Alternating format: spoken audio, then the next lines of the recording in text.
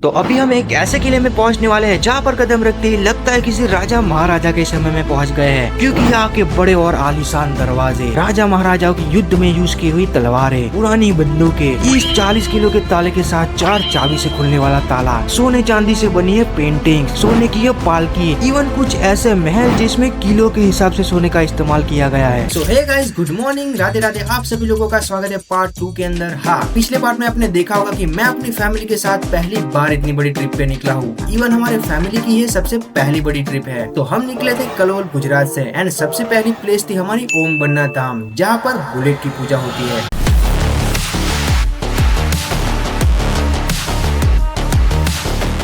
और सबसे बड़ी बात कि यहाँ प्रसाद के तौर पर शराब चढ़ाई जाती है, जो कि मैंने अपनी आंखों से देखा है। तो पार्ट 1 मिस मत करना, बहुत ही मजेदार है, लिंक डिस्क्रिप्शन में है, जाकर एक बार जरूर देखना। सो बुलेट बाबा के दर्शन करके हम पहुँचते हैं हमारी next place Mehrangarh fort Jodhpur.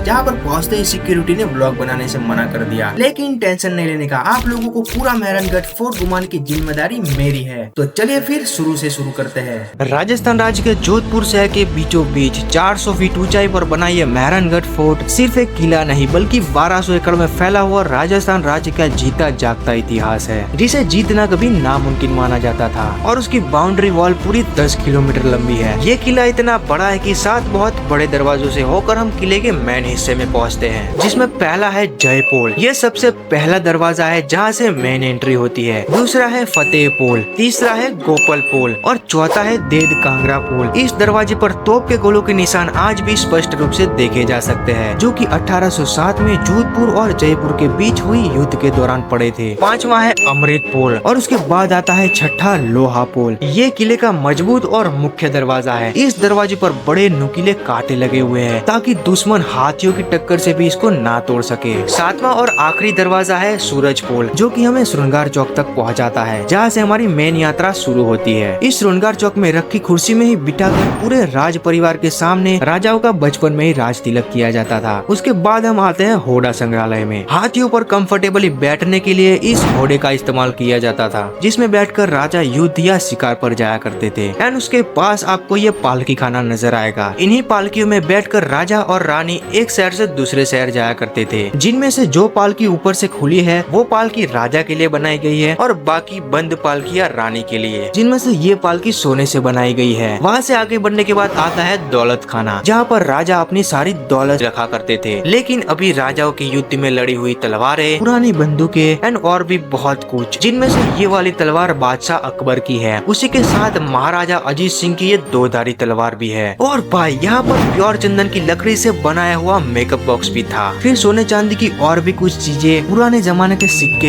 And भाई यहाँ पर पूरा 40 किलो का ताला भी था। साथ में 4 चाबी से खुलने वाला ताला भी यहाँ पर मौजूद था। एंड ये इतनी बड़ी सोने की पालकी, जिसको अहमदाबाद से लूट कर यहाँ पर लाया गया था, इसके साथ और भी पता नहीं क्या क्या था। एंड फाइनली किसी यात्रा या शिकार के दौरान थकान लगे तो इतना बड़ा तंबू साथ में ही लेकर घूमते थे। फिर उनके पुराने पोशाक को देखते हुए आती है ये नेचुरल कलर से बनी पेंटिंग्स, जिनमें गोल्ड और सिल्वर भी शामिल है। एंड यहाँ से शुरू होते हैं हमारे महल, जिसमें से पहला है ये शीश महल, क्योंकि इसमें सबसे ज्यादा शीशे का इस्तेमाल किया गया है, इसीलिए इसका नाम है शीश महल। अब यहाँ से ऊपर जाते ही फाइनली आपको जिसका इंतजार था, मेहरानगढ़ का सबसे सुंदर ब्यूटीफुल पैलेस ऑफ फ्लावर यानी कि फूल महल देखने को मिलेगा। इस महल को राजा ने स्पेशली नृत्य और मनोरंजन के लिए बनाया था, जहाँ पर सामने राजा बैठते थे और लड़कियां नृत्य करती थी। इस फूल महल की खास बात यह है कि पूरे फूल महल को बनाने में 29 किलो सोने का इस्तेमाल किया गया है, जिसमें से सबसे ज्यादा सोना इसकी छत पर लगा हुआ है। फिर और ऊपर जाने के बाद हमें देखने को मिलता है ये आर्मरी सेक्शन, जहाँ पर सारे हथियार रखे हुए हैं। वहाँ से थोड़ा आगे बढ़ने के बाद दिखता है तख्त विलास महल, जो कि बहुत ही ज्यादा सुंदर था।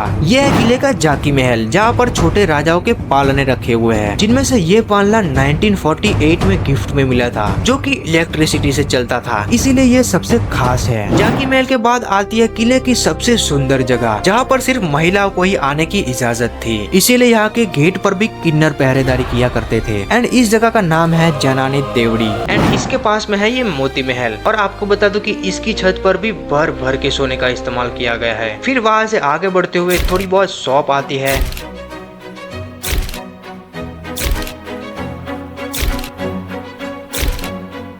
एंड यहाँ तो अपनी हाथों से ही कारपेट या पता नहीं है क्या बना रहे थे। एंड इस मंदिर को देखते हुए हम पहुँचते हैं बहुत ही बड़े एरिया में, जहाँ पर मेरे से भी बड़ी साइज की कढ़ाई रखी हुई थी। फिर थोड़ा आगे हमें कुछ ये सुनने को मिलता है।